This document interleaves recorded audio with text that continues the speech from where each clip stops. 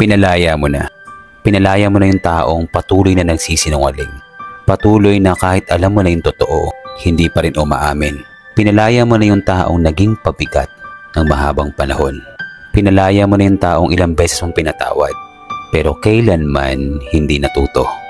Tayong mga umunawa, tayong mga nagbigay ng maraming pagkakataon, ng pagpapatawad, ng pagtakip sa mga kasalanan nila.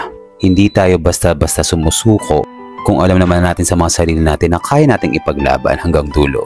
Pero tapos na ang pagbubulag-bulagan mo, na yung pagpapalaya na yon para sa sarili mo na. Pagpapalayang handang harapin ang bagong bukas.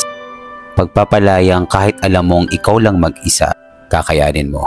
Pagpapalayang may tatag ng kalooban na kahit bumalik siya at magmakaawa siya, hindi mo na ulit pagbibigyan. Pagpapalayang para sa sarili mo na.